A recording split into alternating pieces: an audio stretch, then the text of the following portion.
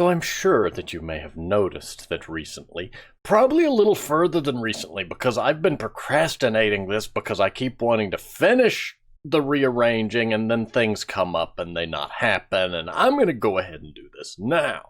I'm sure you've noticed that the backdrop has changed. I've been doing a lot of rearranging of furniture. There's still some work in progress stuff going on back there. I've still got a filing cabinet and a table to fix.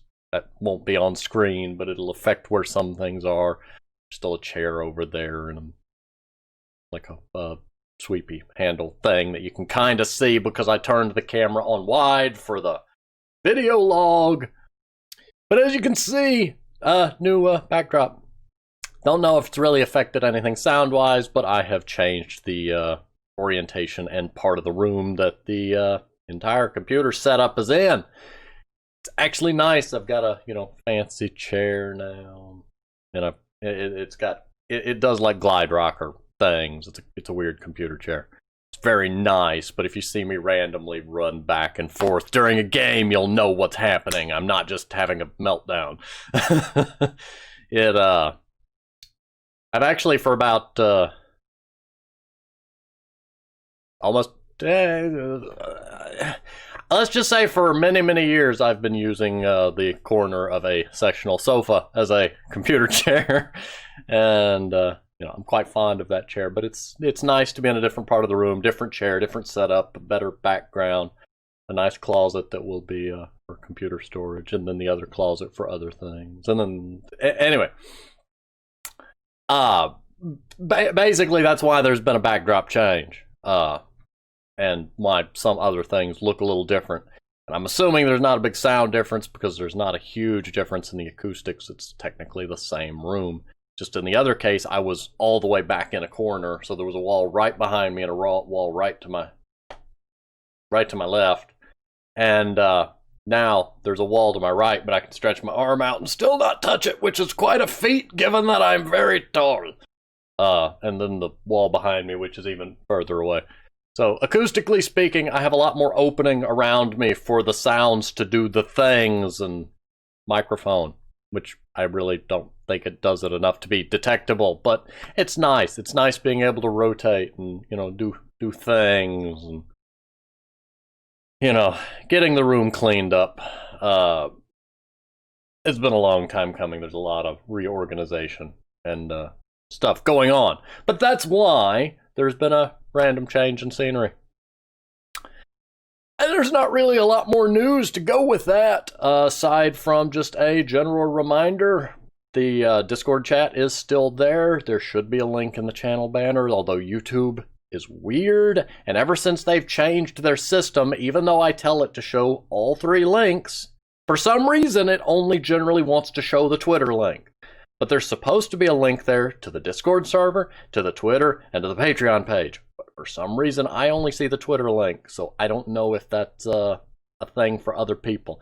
If not, there's a link to the Twitter, Discord, and Patreon in the descriptions of all the videos. Yay, YouTube. They're trying.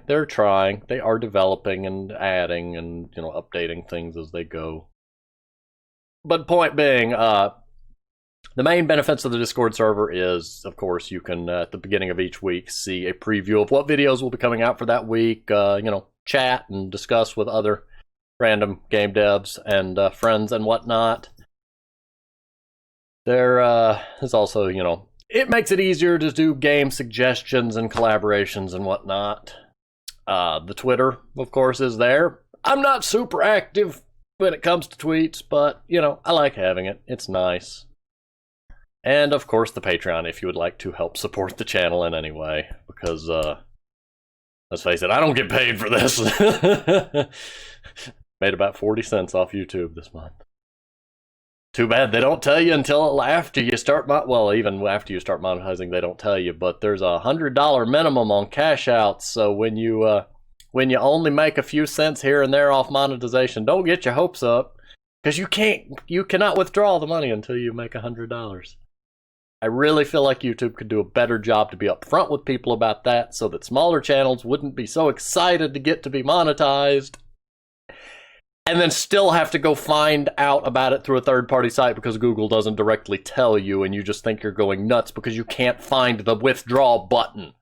I just assumed at the end of every month, however many cents I got would migrate over to the PayPal, but no, apparently there's like $100 minimum.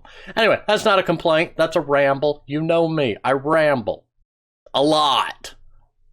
But in any case, thank you for watching. This has been another random video log. If you would like to, chat or socialize or whatnot, there is the Discord or the YouTube comments. I always check those. Also, one random other bit of news. I'm sure nobody will recognize this, but the Scotsman montage that had gone viral and then got copyright blocked. It's randomly gone unblocked, but only if you're in Australia. So it's picking up traction in Australia out of nowhere. I don't understand YouTube. Well, actually, it's not YouTube. I guess it's the company that holds the copyright to Samurai Jack for some reason decides, we don't care if it's in Australia.